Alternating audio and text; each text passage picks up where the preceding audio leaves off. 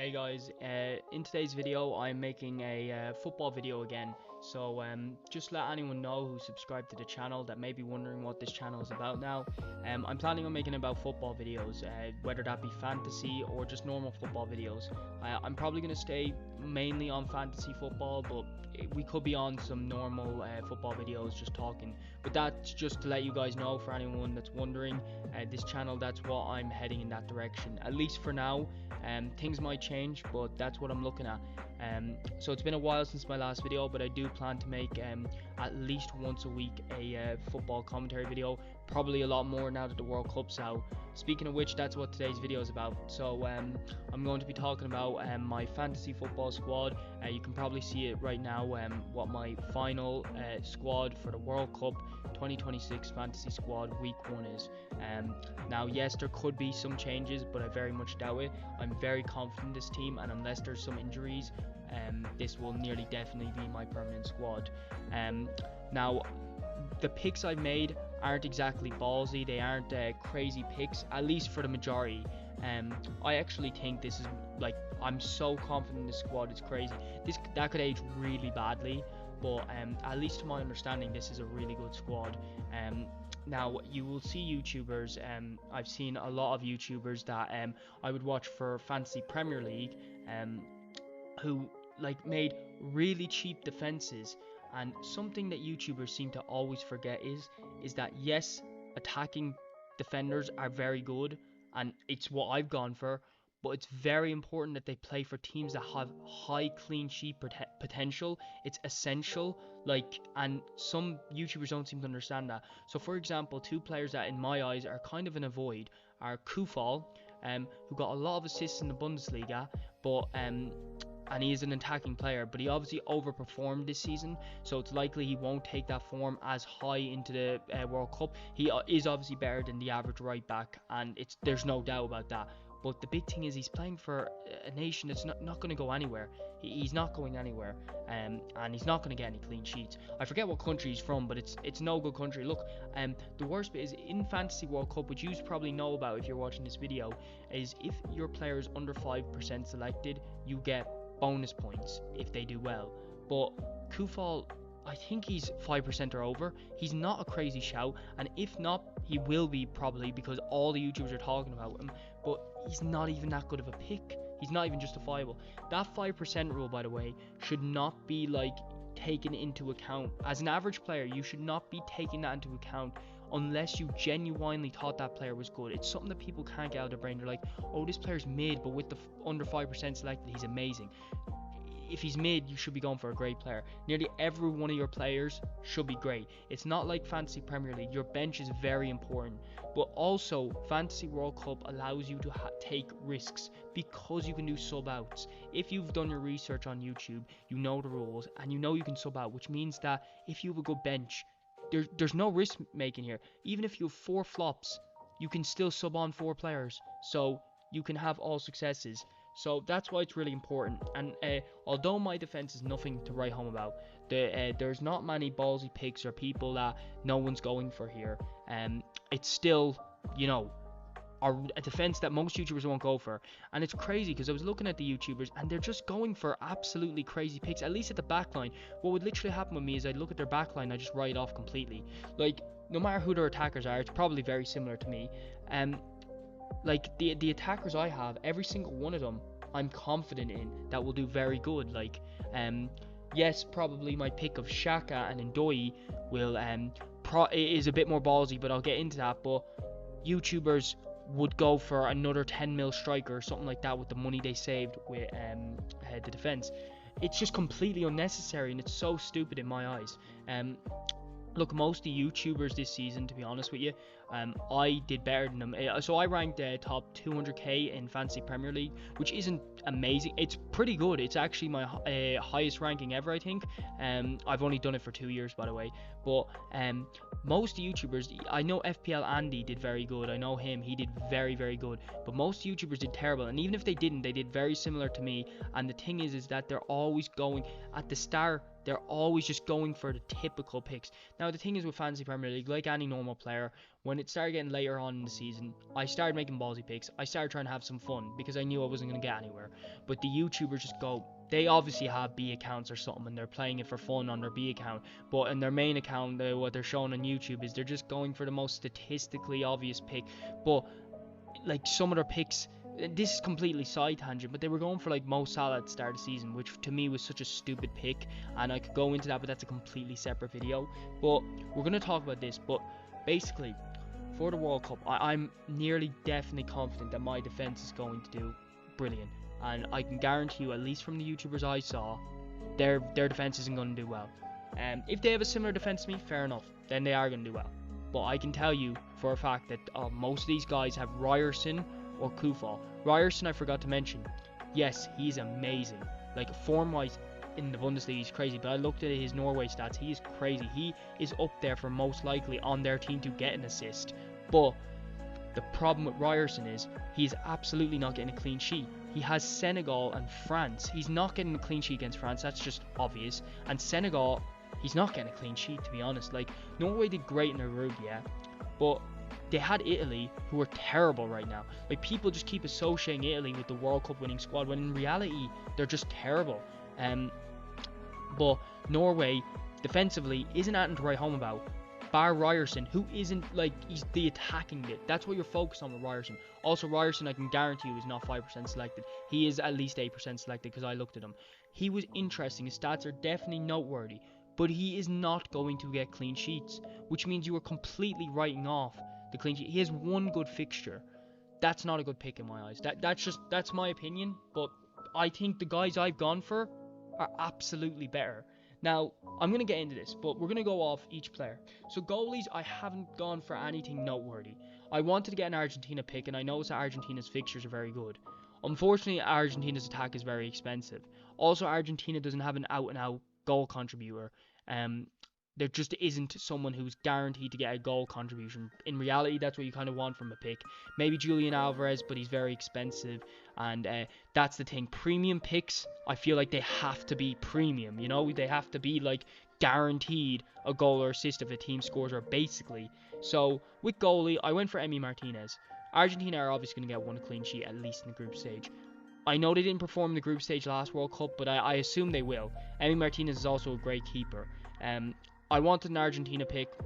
It's Emi Martinez. I wanted an elite team pick, and Emi Martinez felt like the best one. I didn't want to get a second defender, because goalies are basically defenders. So I didn't want to get like Verbruggen or something like that, because then I already have Dumfries. So I thought Emi Martinez was the best. And for Ochoa, obviously we all know he's crazy in the World Cup. That's one thing. Two, Mexico have a crazy group. Crazy good group, that they are the favourites to win their group. You might not associate Mexico with a good team, but they're probably going to top their group. Ochoa is also only 4.2 million, so he was for budget for me. And here's the thing, a lot of people think Ochoa might not star. I've done some Googling, and it just seems like he will star. There is a good competition, and Mexico have 3 good goalies, but it seems like Ochoa is the favourite. I wasn't even Googling to say in favour of Ochoa. I was just like, who will start for Mexico in goal? And it's like Ochoa. Now look, if he doesn't, the best bit about fantasy FPL is you can just sub him off. And if you have an elite keeper like Emi Martinez, who's obviously going to start, there's no risk. Yes, you might be risking no clean sheet, but Ochoa's like 80% going to start. So that's my goalie picks. Then we've got, also, I don't know what is Ochoa selected. I'm just going to look now. He's actually 5% selected. So he's probably going to be above 5% by the end of the week. But there's a chance that he's not going to be. So that's another noteworthy thing. Okay, on to the defense. Kimmich is obvious. I think he's the most selected defender. He's 30% selected. Kimmich, it's obvious.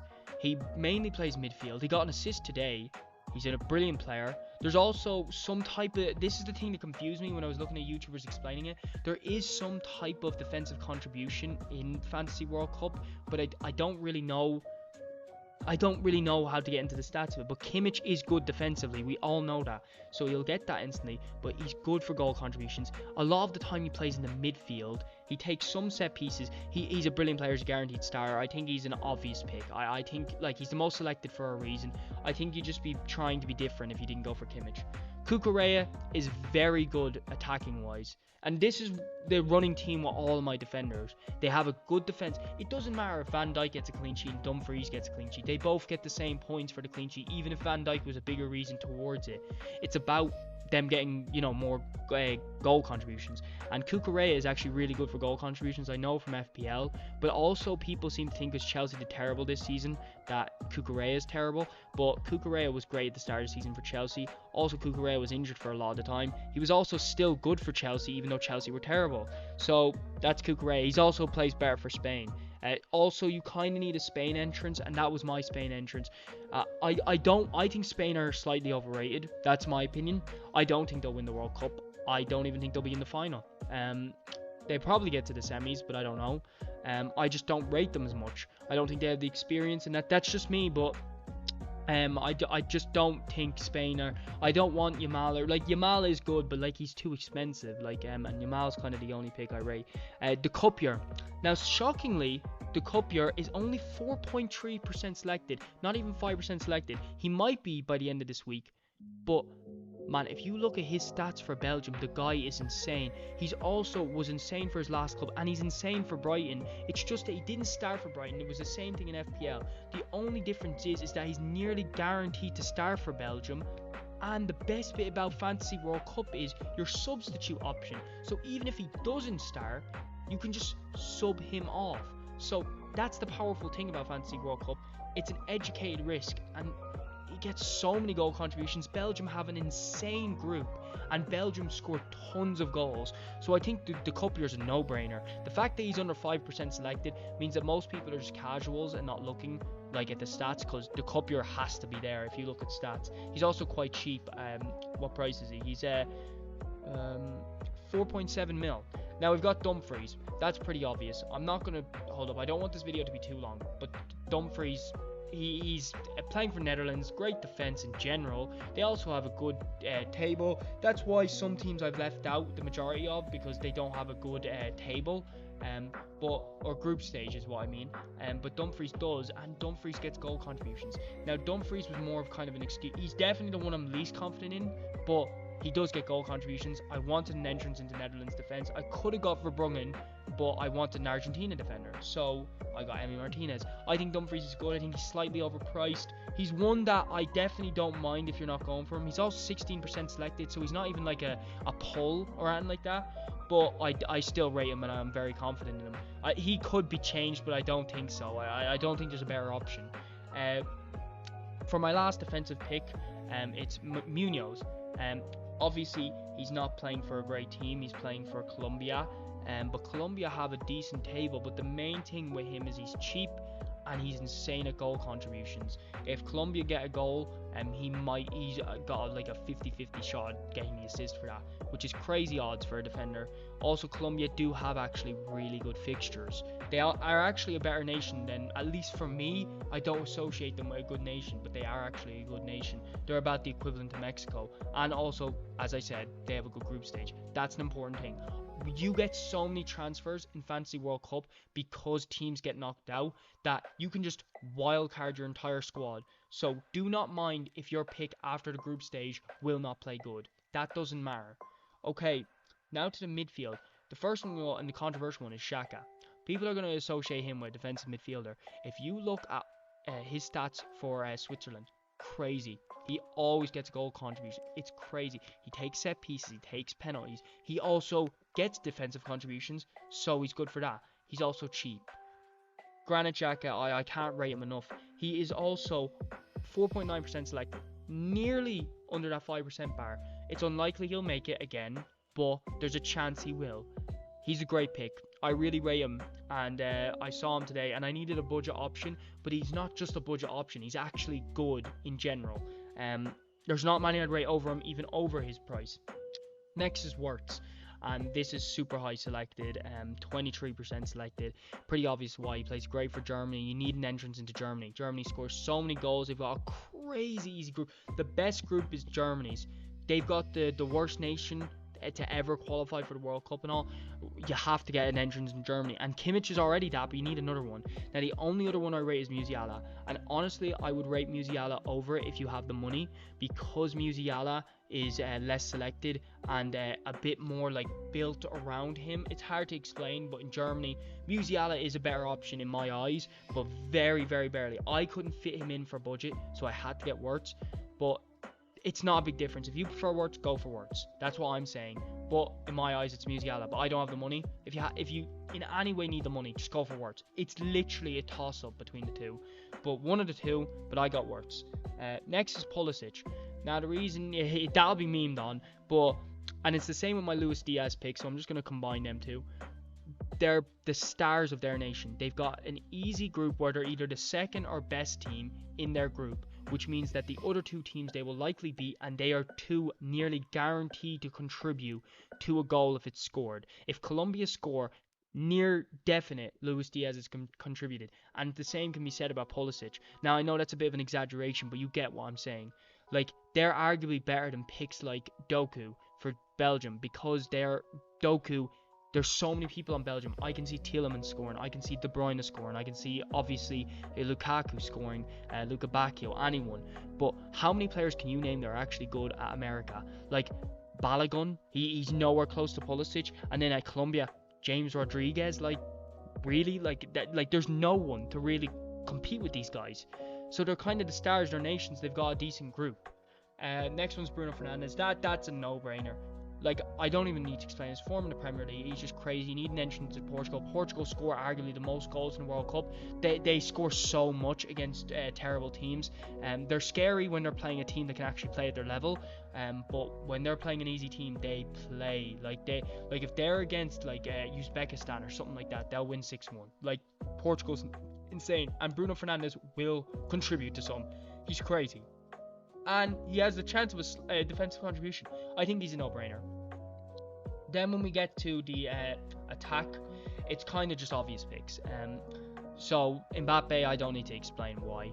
It was a toss-up between him and Haaland, believe it or not, because Haaland's stats for Norway are insane. Norway love to score goals, but they're in the same group, and France are a better team. It's Mbappe. His form, look, he scared me a bit because his form in France, like, his form's a bit wishy-washy, but you'd have to be stupid to not go for Mbappe. It's Mbappe. Like, then Kane, no-brainer. If you think England have a lot of attackers that all like to contribute, yeah, but if you look, Kane always contributes. In every game that England scores above, like, in every game England scores, 90% of the time, and that's no exaggeration, 90% of the time Kane contributes, and England like to score. Kane is arguably the favourite for the Golden Boot in my eyes. Him or Mbappe, I would say him. And then the only pick in the strikers that's interesting, Ndoye. Look at his stats if you haven't already. Switzerland have an easy group. Like, an easy group. They're the favourites to win it. So they're going to do well in that group. Even if they get second, they'll do well in that group. And Ndoye has contributed in nearly every game Switzerland have scored in the last year.